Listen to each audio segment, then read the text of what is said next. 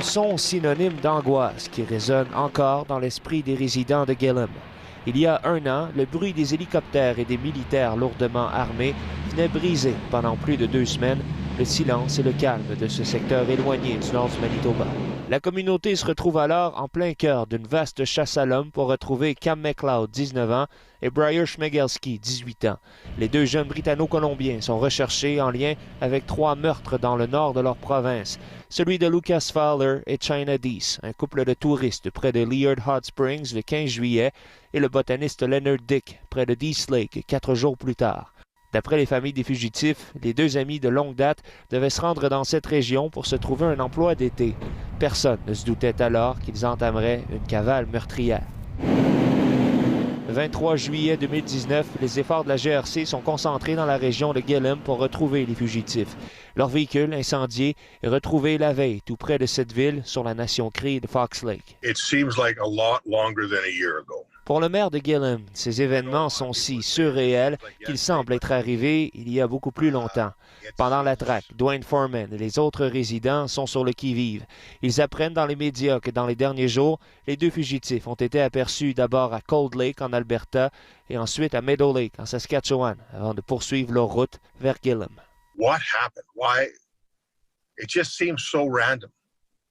Why? À ce moment, et encore aujourd'hui, nous nous demandons pourquoi sont-ils venus ici. Cela nous semble tellement aléatoire. Dans les jours qui suivent la découverte du véhicule des fugitifs, l'armée se joint aux policiers et tente de trouver une aiguille dans une botte de foin. Leurs recherches sont effectuées dans les forêts denses du nord du Manitoba, où les nuits sont glaciales, même en été, les insectes féroces et les ours cachés un peu partout. Les résidents, eux, s'enferment chez eux. Une fausse alerte déplace même les recherches pendant quelques jours, une centaine de kilomètres plus loin, dans la Première Nation de York Landing. 1 an plus tard, le traumatisme est encore bien présent pour des résidents. Des résidents me disent qu'ils seront toujours affectés, et bien des gens verrouillent maintenant leurs portes, ce qui est très inhabituel dans notre ville. Un homme s'est même confié à moi des mois après la traque qu'il dormait avec un fusil près de lui. Dwayne Foreman reconnaît cependant que la traque a rapproché les gens de Gillam et de la nation Cree de Fox Lake, un aspect positif après un événement tragique. Digne d'un film, la chasse à l'homme aura capté l'attention et causé une douleur réelle et indescriptible aux familles des 3 victimes.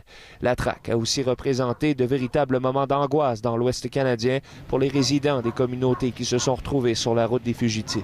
Vous étiez sur le chemin du retour quand ça s'est passé. C'est ça. Elle a aussi marqué Joanne Lucier Demers, passionnée de voyage et de camping. Le 19 juillet, la Manitobaine et son conjoint trouvent un lieu de camping isolé à Deese Lake, dans le nord de la Colombie-Britannique. Sans radio ni cellulaire, le couple est loin de s'imaginer que le corps du botaniste Leonard Dick vient d'être découvert tout près.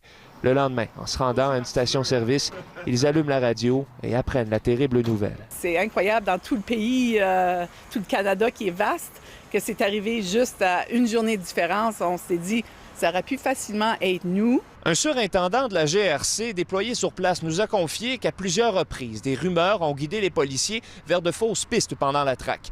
Il faut à l'avenir davantage se concentrer sur les sources crédibles, dit-il, une des nombreuses leçons apprises lors d'une chasse à l'homme qui aura capté l'imaginaire. Ici Patrick Foucault, Radio-Canada, Winnipeg.